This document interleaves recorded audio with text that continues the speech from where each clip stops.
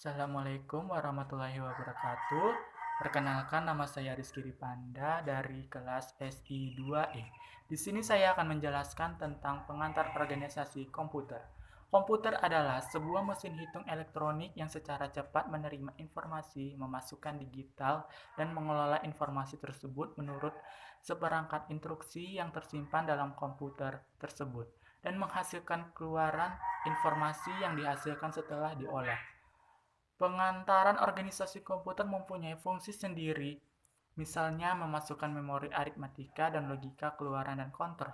Organisasi komputer, bagian yang terkait erat dengan unit-unit operasional dan interkoneksi antar komponen, menyusun sistem komputer dalam merealisasikan aspek arsitekturnya. Contoh, teknologi hardware, perangkat antarmuka, teknologi memori sistem, dan sinyal-sinyal kontrol. Perbedaan utama organisasi komputer, yaitu bagian yang terkait dengan unit operasional. Contohnya teknologi hardware, perangkat antarmuka, teknologi memori, sistem memori, dan sinyal kontrol. Organisasi komputer mempelajari bagian yang terkait dengan unit-unit operasional komputer dan hubungan antara komponen sistem komputer. Contoh, sinyal kontrol, interface, antarmuka, teknologi memori, periferal, dan lainnya.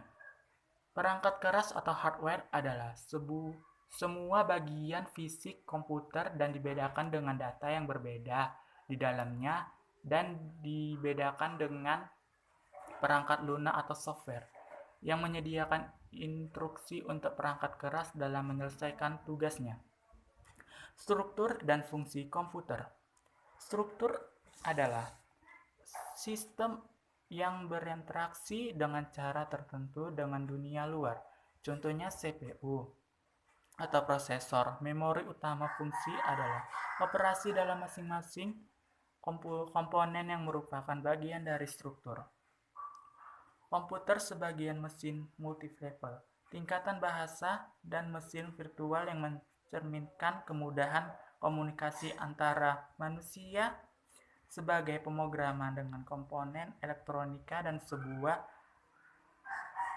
komputer sebagai pelaksana prinsip mesin multi-level. Semakin tinggi level mesin, semakin mudah cara komunikasinya. Generasi dari komputer. Generasi pertama. Komputer generasi pertama masih sangat sederhana dan belum kompleks penggunanya. Generasi kedua. Komputer generasi kedua menggunakan transistor dan dioda untuk menggantikan tabung vakum, walaupun keduanya juga mudah terbakar.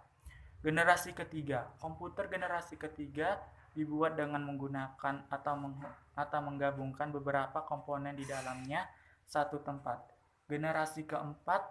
Komputer generasi keempat masih menggunakan IC atau chip untuk mengelola dan penyimpanan data. Generasi kelima. Komputer generasi kelima memang belum terwujud karena komputer generasi ini merupakan komputer impian masa depan. Sekian penjelasan dari saya, cukup. Wassalamualaikum warahmatullahi wabarakatuh.